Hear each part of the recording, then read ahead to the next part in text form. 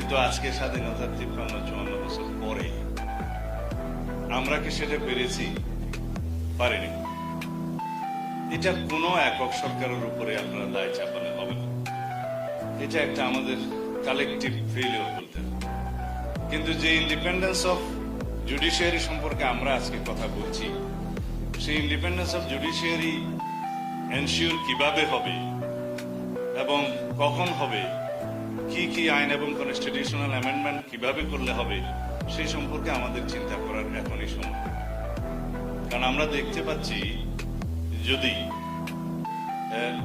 জাজেস recruitment ordinance যেটা হয়েছে সেটা হাইকোর্টে পেন্ডিং থাকা অবস্থায় এখনো পর্যন্ত অবজারভেশন যেটা আমাদের দেখার সুযোগ হয়নি, সেই অবস্থায় যদি আমরা সেই প্রসিজিওরে যাই সেটা কোয়েশ্চেন হবে। আর তাছাড়া অর্ডিন্যান্সটা পড়ে দেখেছি, তার বোধহয় 3, 5, 6 এবং 9 প্রবাবলি আমার যদি ভুল না হয়, সেই অর্ডিন্যান্সের এই ধারাগুলো চ্যালেঞ্জ হয়েছে এবং সেই কথাগুলো যুক্তিগুলো খুবই যুক্তিসঙ্গত।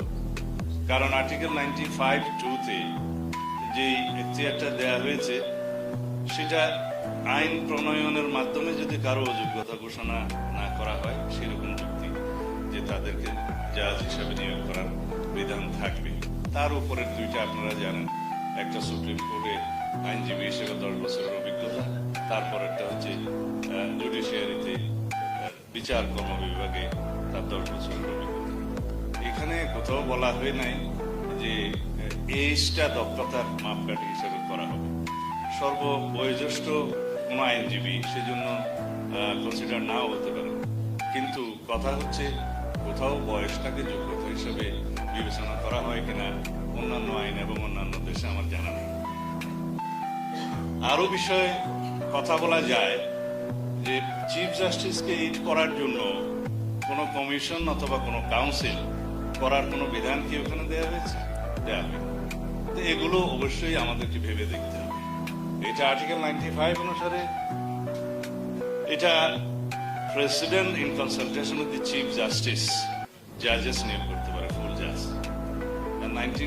আর্টিকেল 98 অনুসারে এখানে প্রেসিডেন্টের কনসালটেশনের কোনো বিধান রাখা, এটা president independent to appoint the additional judges for the time being to the High Court Division and also to the Appellate Division for temporary period.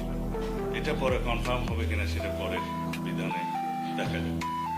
এখন আমার কথা হচ্ছে যে যদি সুপ্রিম কোর্টের চিফ জাস্টিস কনস্টিটিউশনের ইন্টারপ্রিটার হিসেবে, রক্ষক হিসেবে, গার্ডিয়ান হিসেবে সুপ্রিম কোর্টের, তিনি অবশ্যই খেয়াল করবেন যাতে কনস্টিটিউশন